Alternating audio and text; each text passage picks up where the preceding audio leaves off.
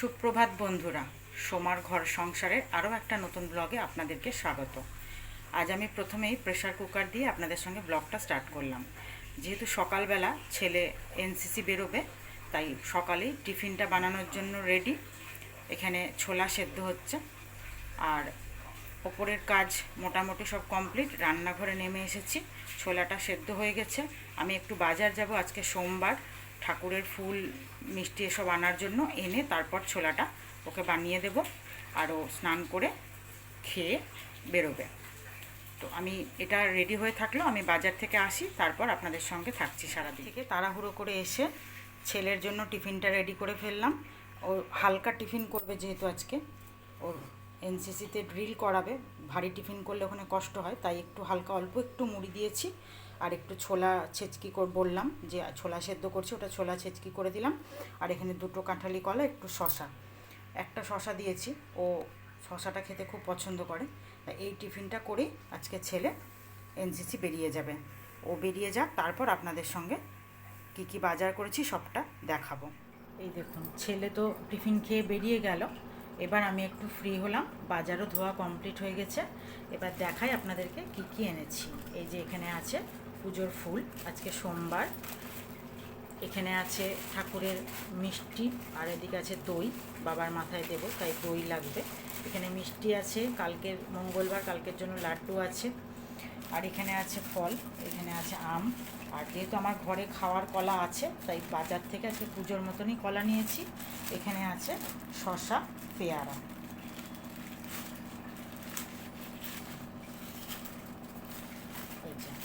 এই হলো ঠাকুরের ফল, ফুল, মিষ্টি সব। এইগুলো এইদিকে রেখেছি, এগুলো সব ঠাকুর ঘরে এখন নিয়ে যাব। মা উঠে গেছে চান করে পুজো করতে, এগুলো নিয়ে গিয়ে আমি দিয়ে আসবো। তার আগে আপনাদেরকে সবজি বাজারটা দেখিয়ে দিই, আজকে কি কি বাজার করেছি।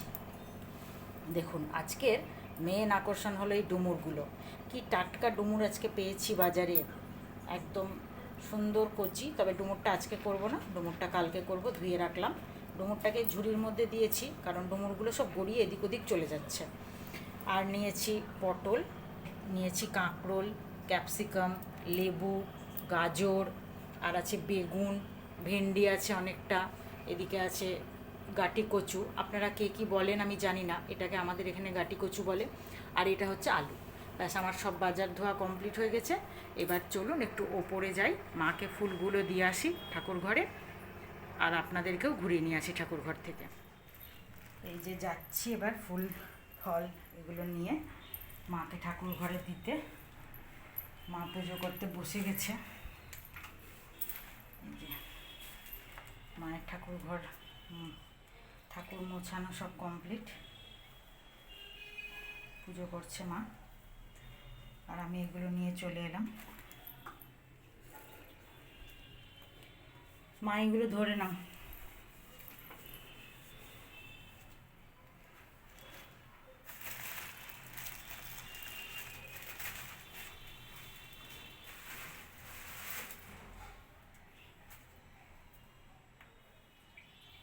উপরে এলাম, তাই ভাবলাম আপনাদেরকে একটু আবার আমার ছাদ বাগানটা দেখিয়ে দিই। এই দেখুন আজকে কত গাছে ফুল ফুটেছে। আর আমার মা এই যে সেদিন দেখিয়েছিলাম মিষ্টি কুমড়োর চারা, মিষ্টি কুমড়োর চারা বেশ সুন্দর গাছ উঠেছে। জানি না কতদিন ঠিকভাবে থাকবে, একটুতেই এগুলো টবের মধ্যে কিন্তু চট করে হলুদ হয়ে যায়, তাই কতদিন ভালো থাকবে জানি না।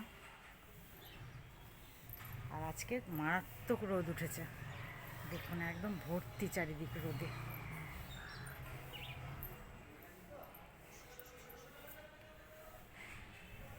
ওপরে তো ঘোরা হয়ে গেল, নিচে যাই চলুন এবার। নিচে কাজ আছে রান্নাঘরে অনেক। আর জোগাড় কমপ্লিট করে ফেলেছি। এখানে আলু, এই সয়াবিন আলু দিয়ে নিরামিষ ডালনা হবে, আর এই যে পটল ভাজা হবে। আজ তো আমার উপোস, সোমবার। মা, কর্তামশাই আর ছেলে তিনজনের জন্য রান্না হবে। এই তিনটে এখানে জোগাড় করেছি। আর এদিকে কুকারে ডাল বসিয়ে দিয়েছি, আর তার সঙ্গে একই সঙ্গে একটু চাও বসিয়ে দিলাম। চা, কর্তামশাই আজ বাড়িতে আছে, সোমবার প্রত্যেক সোমবারই বাড়িতে থাকে, তো সেও চা খাবে বললো, আর আমি আর মাও একটু চা খাবো, তাই এখানে চা বসিয়ে দিয়েছি। মা এখনও পুজো করে নামেনি, পুজো করে নেমে মা আর বুড়ি একসঙ্গে জলখাবার খাবে, তারপর চাটা খাবো সবাই মিলে একসঙ্গে। চাও বসানো হয়ে গেছে। এবার আমি চাটা কমপ্লিট হয়ে গেলে তারপর আমি গ্যাসটা এঁটো করব, মানে রান্নাটা বসিয়ে দেবো। তার আগে চাটা করে নেওয়া পর্যন্ত রান্নাটা বসাচ্ছিলাম না, শুধু এদিকে ডালটা বসিয়েছি।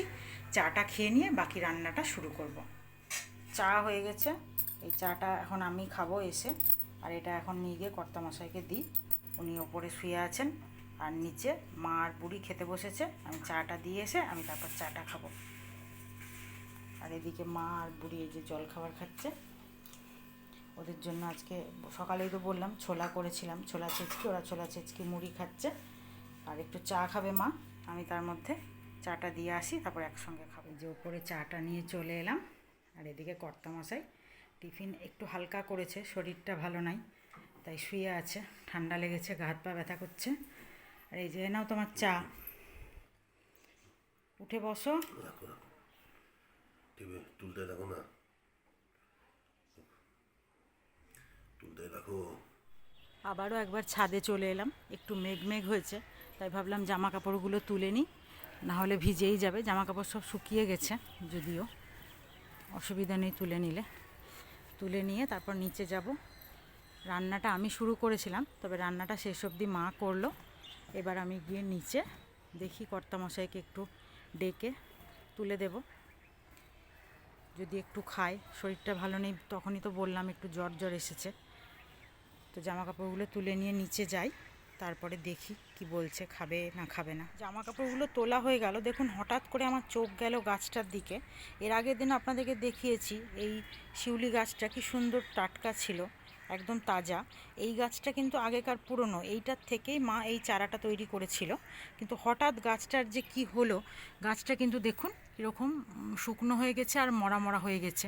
আপনাদেরকে দেখানোর একটাই কারণ, কেউ যদি জেনে থাকেন যে এই গাছটা কেন এরকম হলো বা এর কি উপায় যেটা করলে গাছটা আবার বাঁচবে, তাহলে অবশ্যই আমাকে একটু কমেন্ট করে জানাবেন। দেখুন এইরকম একটা মানে জীবন্ত গাছ যদি চোখের সামনে এইভাবে মরে যায়, কতটা কষ্ট লাগে বলুন, কত খারাপ লাগে। তবে যেটা বুঝতে পারছি, একটা এইরকম এই যে পোকার, মনে হয় এই পোকার আক্রমণেই গাছটা শেষ হয়ে গেল। এই যে পাতাগুলো দেখা যাচ্ছে এরকম করে ফুটো ফুটো করে খেয়ে নিয়েছে প্রত্যেকটা। এই যে একদম দেখুন ডগার ডালটাকেও কত কীরকম করে খেয়ে নিয়েছে। সেইটা থেকেই হলো নাকি এই যে পাতাগুলো কীরকম মনে হচ্ছে যেন পুড়ে গেছে, পুড়ে গেলে যেমন গাছ হয়ে যায় সেরকম পুড়ে যাওয়ার মতন হয়েছে। আর এদিকে পোকাতে খেয়েও নিয়েছে।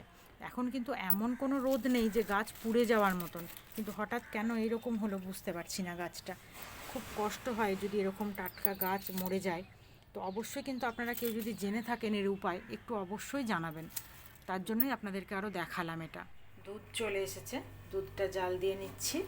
এরপরে পুজোরও দুধ নেওয়া হয়ে গেছে, ওইটা নিয়ে এবার আমি উঠে যাব ওপরে, স্নান করব, করে ঠাকুর ঘরে যাব। তারপর সন্ধেবেলার পুজো আবার পরে করব। এখন স্নান সেরে তার আগে খেতে দিয়ে নিই, দেখি কর্তামশাই স্নান করছে কি না। আগেই বললাম তার তো শরীরটা ভালো নেই, স্নান যদি করে তাহলে, আর যদি না করে তাহলে এমনি বলবো হাত পা ধুয়ে এমনি খেয়ে নিতে। ঠান্ডা লেগেছে প্রচণ্ড। তো যাই ওপরে গিয়ে আগে খেতে দেওয়া সারি। রান্না সব রেডি, ওপরে চলে এসছে রান্না, মাই তুলেছে সব। আপনাদেরকে দেখিয়ে দিই এই যে কী কী রান্না হয়েছে। এখানে আছে এই যে মূলো দিয়ে ধনেপাতা দিয়ে মটরের ডাল, এখানে আছে ওল সেদ্ধ মাখা, পটল ভাজা, আর এখানে আছে সয়াবিন আলুর ডালনা, আর এখানে আছে এই যে শসা, লেবু আর লঙ্কা। এই আজকে নিরামিষ সোমবার, তাই এই রান্না দিয়ে আজকে দুপুরবেলায় মা, ছেলে আর কর্তামশাই খাবে। তো ওদেরকে খেতে দিয়ে দিই, তারপর আমি স্নানে উঠব। স্নান করার পর থেকে গোটা দুপুরবেলাটা একটু রেস্ট নিচ্ছিলাম। এরপর এখন সন্ধেবেলায় চলে এলাম ঠাকুর ঘরে পুজো করতে। এখন সন্ধে জ্বালবো আর সঙ্গে আমার মহাদেবের পুজোটাও কমপ্লিট করব। আজ সোমবার, আমি সন্ধেবেলাতেই পুজো সারি। তো এখন পুজো সেরে গিয়ে তারপর আমি একটু শরবত খাবো। পুজোটা সারি, তারপর আপনাদেরকে দেখ। পুজোর মাঝখানে আরতিটাও সম্পন্ন করলাম। মহাদেবের কাছে সকলের জন্য একটু প্রার্থনা করে নিলাম যেন সবাই ভালো থাকে। আর তারপর পুজো করে নেমে দেখলাম কর্তামশাই শরীরটা বেশ খারাপ করছে, আর সাথে একটু বলল অ্যান্টাসিড দেওয়ার জন্য, একটু অ্যাসিডিটি হয়েছে, তাই অ্যান্টাসিড ওষুধ একটা জলে গুলে একটু গ্লাসে করে দিলাম। খেয়ে বলল আমি একটু শুচ্ছি, আমাকে একটু মাথাটা টিপে দাও, বড্ড মাথার যন্ত্রণা করছে। তারপর ওষুধটা খেয়ে শুয়ে পড়লো। আমার স্বাভাবিক তখন একটু মনটা খারাপই করছে, সারাটা দিনে আজ শুয়েছিল। এবার একটু মাথাটা টিপে দিলাম, একটু খানিকটা রিলিফ হলো মাথা টিপে দেওয়াতে।